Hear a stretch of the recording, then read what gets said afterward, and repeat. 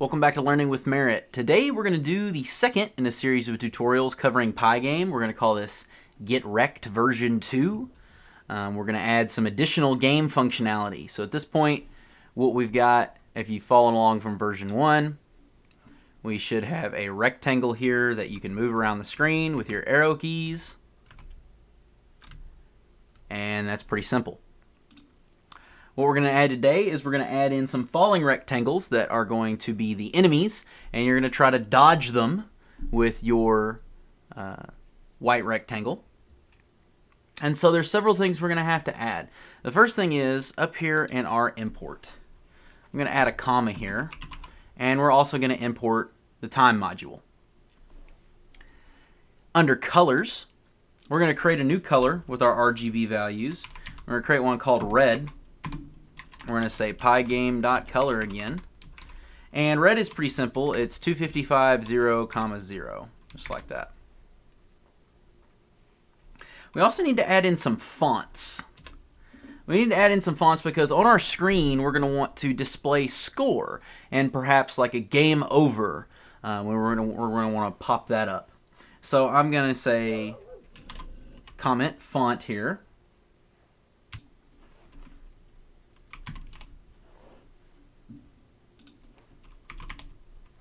Alright, so then I've got the word font there.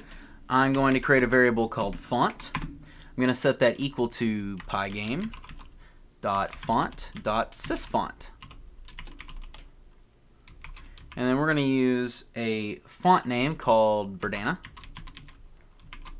And then we're going to give it 60 pixels. This is going to be our normal size. Then we need a small font.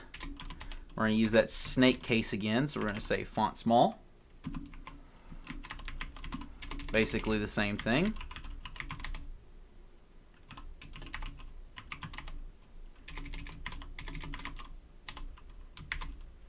Also going to call this Verdana. And this one's going to be 20 pixels instead of 60. Then I'm going to create a variable called game over. And we're going to do font.render. I'm going to call this game over. That's the text we want to display. I'm going to say true. And then we could have it be black because we're going to put it on a red background. Alright, so that's our font stuff. Now remember, just keep in mind, this is all object-oriented programming. And what that means is that we have different classes and objects. We have the Pygame library. Okay, we have some font module, and then we have some function, which we call methods in this case, called sysfont. We've got, same thing here. We have the Pygame library, a font module, and then we have the sysfont method. All right, and we've got font.render. Okay, and what I'm doing right here is I'm calling this font, right? I'm calling this right here, and running a function on it called render. All right, the next thing we got to do is we've got our game window and everything going. We have all our captions. By the way, if you don't create an image called getwrecked.png and it's throwing you an error, all you have to do is comment it out right there, and that will fix that issue. Okay. We're going to create two global variables, and I'm going to do this right above main here. So I'm going to say global variables. And these are variables we're going to use to keep track of a few important things. One is going to be speed. So we're going to create speed at 5. And we're going to use this for our falling rectangles. They're going to get faster over time, but they're going to start at a speed of 5. And then we also want to keep track of a score. So we're going to create a score variable and set that to 0 as well. So now we have our two global variables. In our main function, we'll need to add those. So in order to use those, we have to say global, and then we'll say speed, comma, score. Now you could also say global again and say score like that, but lots of times it's just easier to put them all right there together. Now, we do have a lot more things to add to our main function, but we're going to come back and add those in a minute and add those to our game loop after we create our enemies.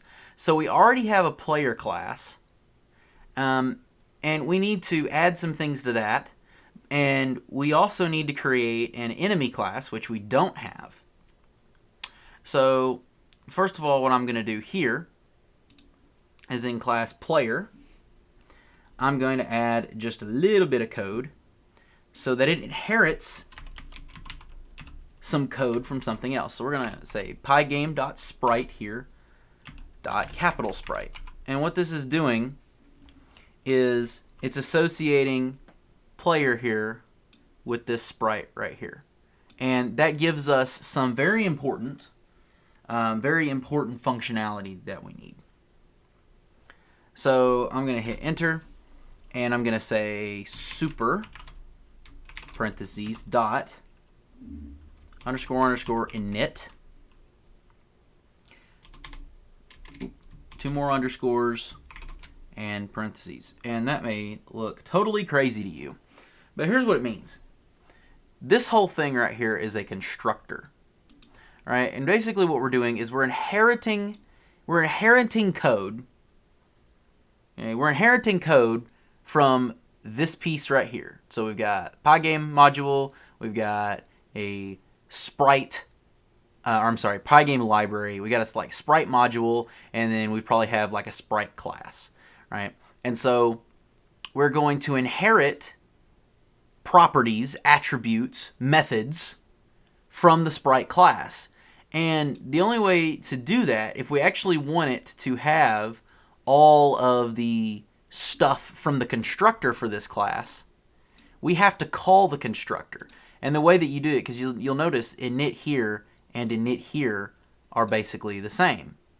And what that means is we're calling the super, meaning the parent. So super means, greater, up, that type of thing. And so the parent class, sprite, now has a child class called player. And so we have to call the parent class, which we use the super keyword to do that.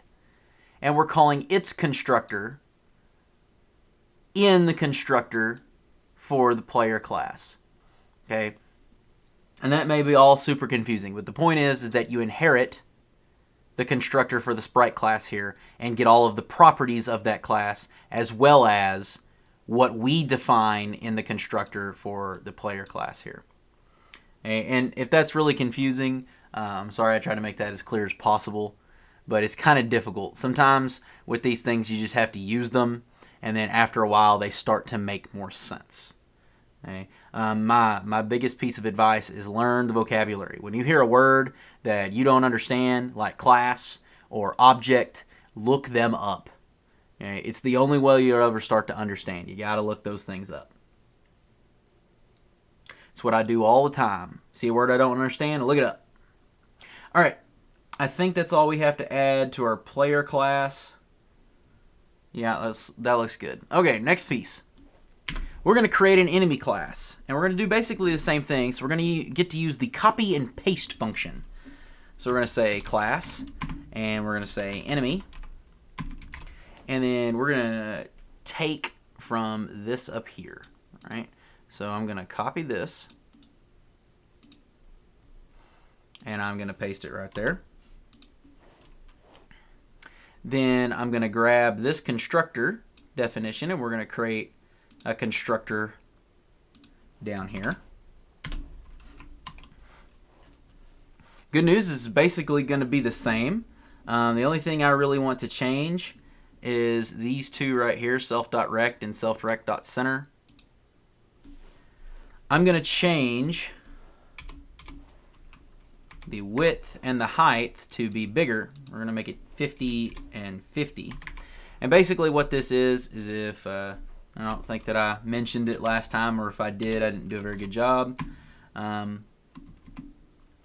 This is going to be left, this is top, this is width, and this is height, basically. And so this just tells you where to start drawing from, left to top, and then this tells you the width, and this tells you the height. And so you could actually make like a rectangle. We happen to be making squares. And then for self-rect.center, we want to randomly generate where it's going to appear on the screen. So we need to import random, which we haven't done up here yet. And so we're going to add that. I'm going to do comma random in my imports just to make sure we've got everything we need. Now if I go back down to the class, instead of 400, we're going to say random dot random int. It's going to be basically rand int, like that. And then we're going to give it a range, and that range is pretty important. So the width of these is about 50. So what I'm going to do is I'm going to say, let's say we want to start, and I don't know, let's start at 40-ish. Say 40 there, and then I need a comma. And then I'm going to do width minus 40 like that. Now I encourage you, again, what we're doing is we're giving a range here, where to start, where to end. All right, and then we're still in the first argument for this, and so we need to give it another value. So we basically have an x and a y value there. And the reason we're doing this is because we sort of want to randomly generate where it pops up on the screen. I encourage you to experiment a little bit with these numbers because it will be different for different screen sizes and different sizes of the rectangle. Where exactly, like arguably we could make this, we could, and why not, we'll just try it and I'll let you figure out how well it works. May mess up, but we could do 0 to width basically. And what may happen is we may end up having some issues, and we'll come back and fix that later just so we can play around with it. We also need a definition for movement. Now this one's going to be different because this time we're not the ones moving it. So we're going to use the define keyword. Here we're going to call this function move, or this method move, excuse me, and we're going to reference self, which is the object that we're talking about. We're going to use global score for this one because we're actually going to change the score. Then we're going to say self.rect.move underscore IP. And what this means is it's referencing the object, whatever object we've created of the enemy class. Then we're using the rect module, and then we are going to move in place. Move in place. And it's going to take two parameters, and we're going to pass the arguments 0 and speed. Just like that. 0 and speed. So this is basically X and Y direction. So it's not going to move in the X at all. It is going to move in the Y. So it takes X and Y. And I will put that on there. We could say X comma Y, if that helps. I usually like to make comments like that so I can remember, because we're using code that you haven't written. And so learning what parameters and things, different modules and methods take, that can be a real challenge because it's basically just you have to use it to know it. We're going to write the if keyword, and we're going to say if the self.rect.bottom is greater than 800. Now this is something interesting. So lots of times whenever we have this, we have like rect.moveIP, and then we have parentheses. We're calling some method or some function.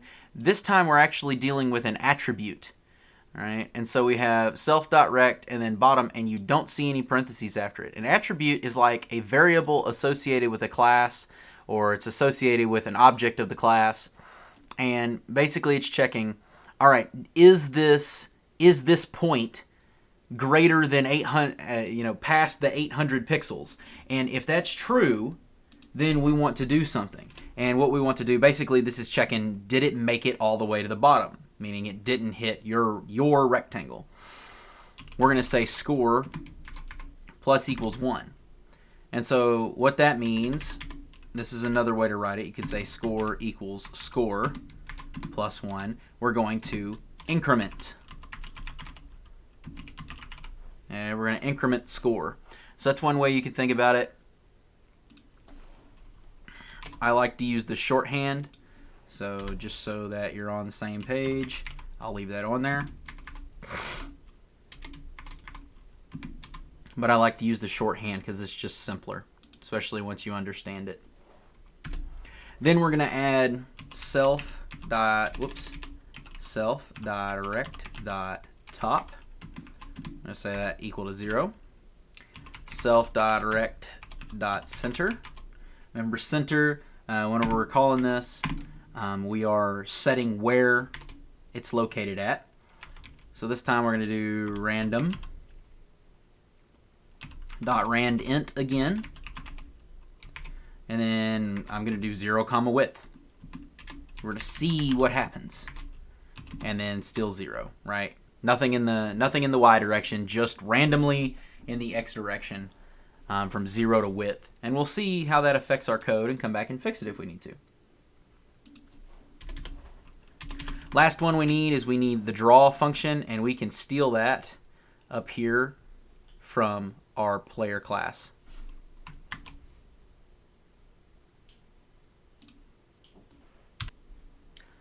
And we're going to paste that right here. Right here. There we go. All right, and then we need to change the color from white to red. Just like that. All right, we still got our main function call. Now we have an enemy class. Still have our player class. All right, now we got some things to change in our main loop here. I'm going to add, just because sometimes I think Python is hard to read, I'm going to call this main function. And add some lines. One thing I like about Java and other languages like that, there's a little bit more, I don't know, it feels like there's a little bit more structure to the code. All right, now what we're going to do is up here at the top, we've already created our player object. So now we're going to create an enemy object. So we're going to call this E1. We're going to set that equal to enemy. So we are instantiating an enemy1 that is an object. So this is enemy1 is an object of the enemy class, and what we are calling here is the enemy constructor. And I know there's a lot there, but we're creating an object of the enemy class. And one thing you should remember about objects is they are instances of classes. That is the best definition for them. An object is an instance of a class. Now, just to make things a little easier for us, and this is why we added the sprite stuff, we're going to create a group called all sprites. So everything on that screen, we want to group it together. I'm going to say pygame.sprite.group. Now, I know one of the things we're doing is we're really just working with rectangles right now, but in the next couple of videos, we're probably going to start working with actual images, and we're going to have image sprites. And so this helps prepare us for that, so that our code is already working and we just have to change a few things. So now I'm going to add to this group player1, and I'm also going to add to this group enemy1. So all sprites, everything on the screen that's going to be doing the moving and all that sort of stuff, we now have added to this group. Right? So again, Pygame library, some module called sprite, and then a method called group that's going to create a group, and then we are adding to that group with the add function here, add method. And we have enemies. Enemies is pretty simple. We're only really going to have one enemy, but in the future, if we add more, we might want to have them in this group. So I'm going to say pygame.sprite.group, and then I'm going to say enemies.add, and E1 for this.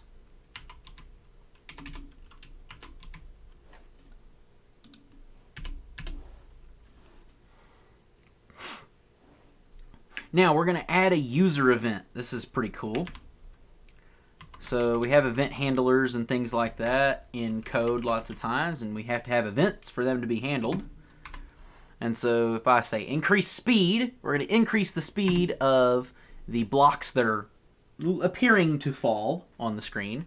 So we're going to say increase speed equals Pygame dot user event, and we have to add +1. It's important. And we're going to say Pygame dot time dot set timer increase speed, comma, and then this is in milliseconds. So 1 second is 1,000 milliseconds. Milli meaning 1/1000th. So it's 1/1000th of a second is 1 millisecond. So 1,000 milliseconds is 1 second. That's important. Hopefully you learned about conversions, that sort of thing in school. If you haven't, it's always a good idea to look them up. Really useful thing to know. Basically what this is we're making sure that it has a unique value for this user event. That's what this +1 is about, so that we can identify that user event later. So you always want to make sure that they have a unique value to the event. What this is doing is it's basically setting a timer to increase the speed, so the event increase speed happens every 1 second.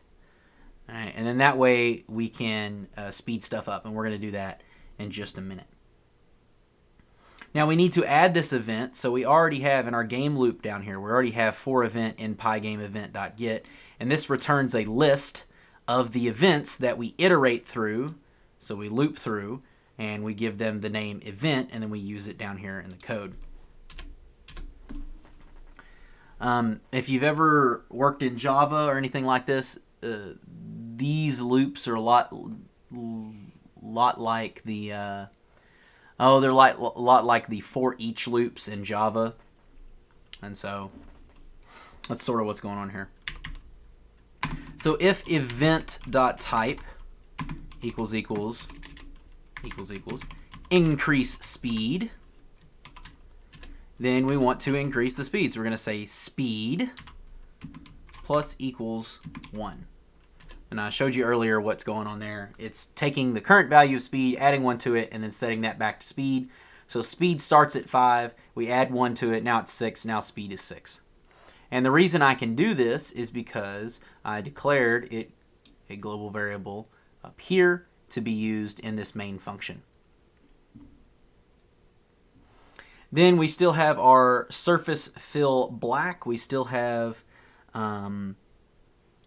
this draw and move, which we're actually going to do something else with. But under Windows surface.fill black, we're going to add scores, and we're going to set that equal to basically our small font, and we're going to render, and we're going to take the score and we're going to do something called casting.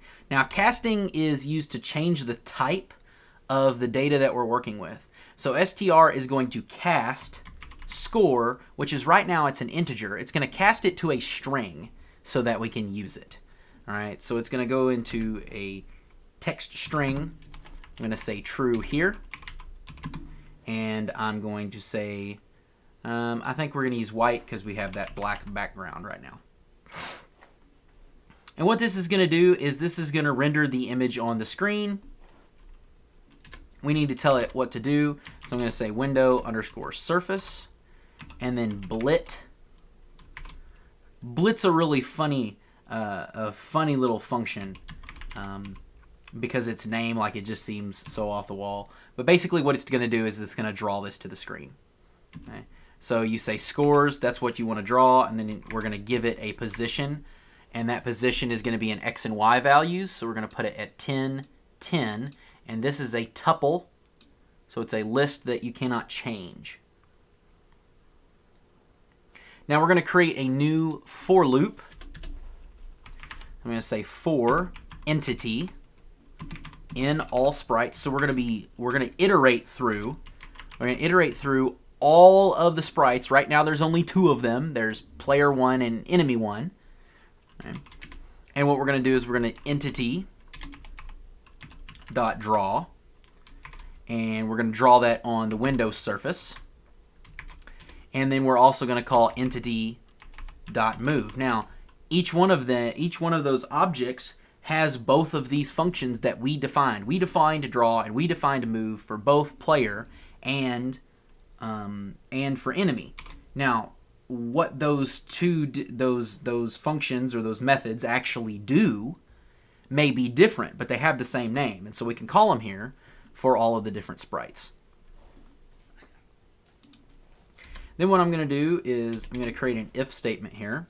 So I'm going to say if, and we're going to deal with collision, right? So the two different objects colliding into each other.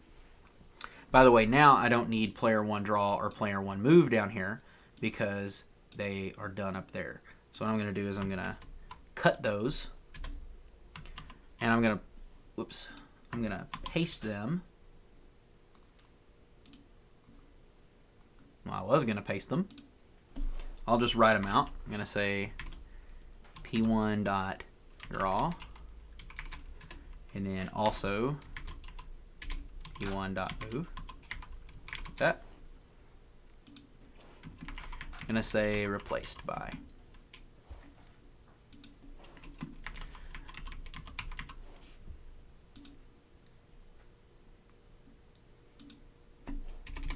Okay, so now what I'm going to do is I'm going to say if pygame.sprite collide any. This one's kind of a long one. Sprite collide any. And we're going to give it the arguments player 1 and then the enemies group, which is just E1 right now. Those are the two things that may be colliding. We're going to call time.sleep 0.5. And then we're going to do Windows surface. Basically what's happening is we're going to collide, we're going to wait for half a second, then we're going to fill the screen red, then we're going to redraw. So we're going to do Windows surface.blit. We're going to blit game over here. So we're going to draw game over to the screen. We're going to tell it where to. I'm going to do 30 and 250. I encourage you to try different values where you like it. But those are X and Y values where to have it drawn on the screen. Then I'm going to do pygame.display.update because you have to update the display. That's important. And then we're going to sleep for just a second. Sleep 3 seconds. And then indentation is important here. This is still under the if. This is still under the if, so we're going to say for entity. You'll notice that I'm still indented in line here. That's because this is still a part of the if statement.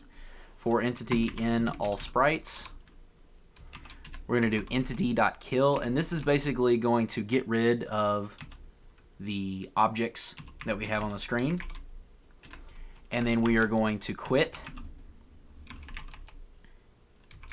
the game, and then this is kind of cool. If you're interested in it, you can write it like this. You can say sys.exit.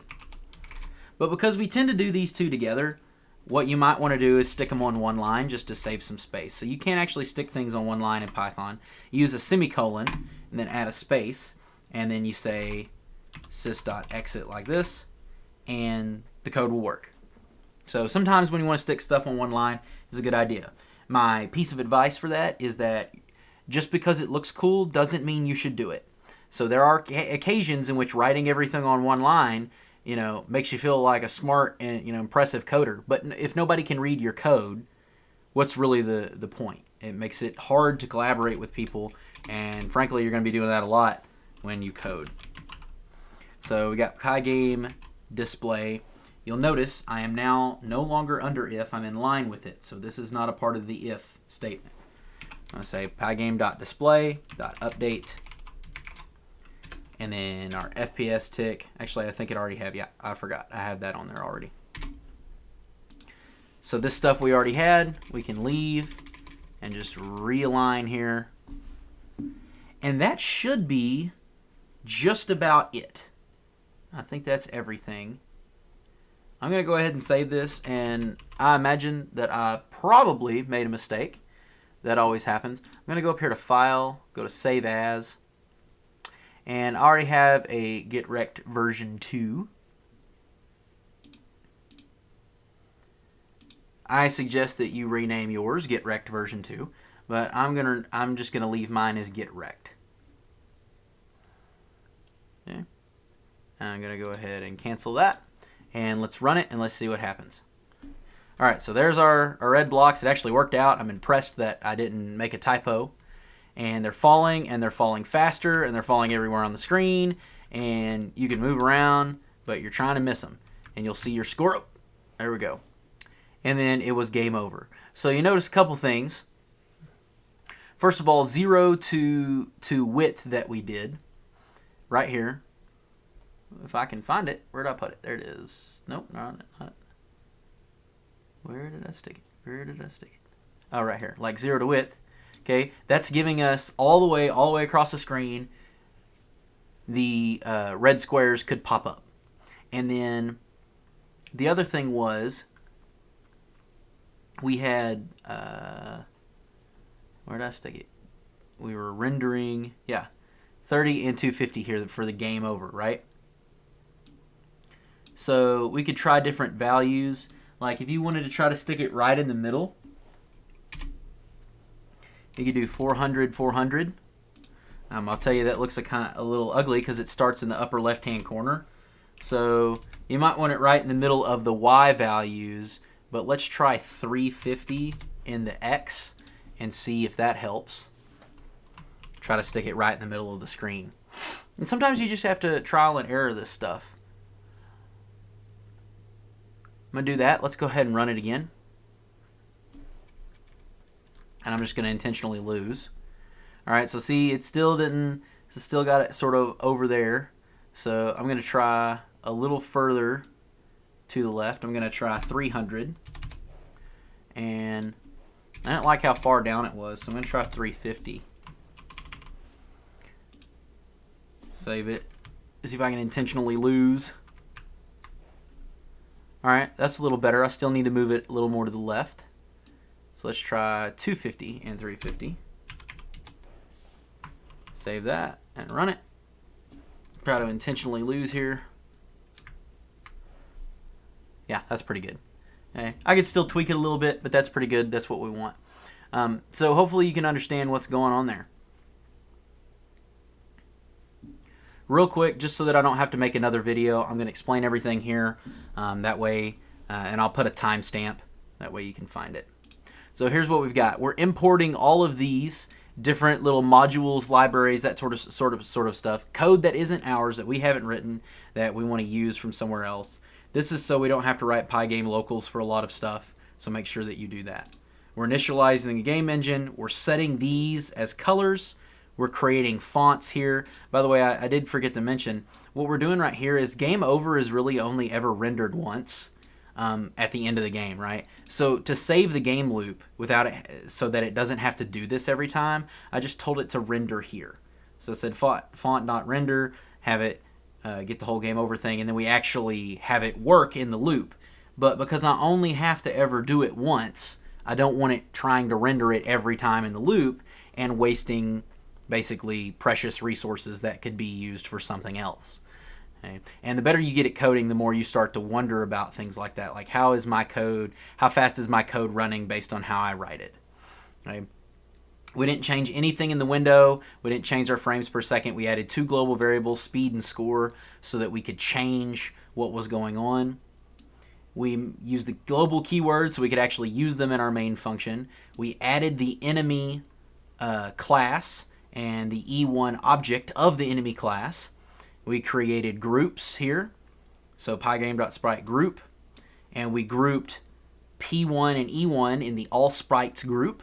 Then we created an enemies group, added E1 to that, created a new user event. We gave it a unique value with that 1 there. Then we set a timer for that user event to happen every 1 second. That's in milliseconds right there. And the user event is right there.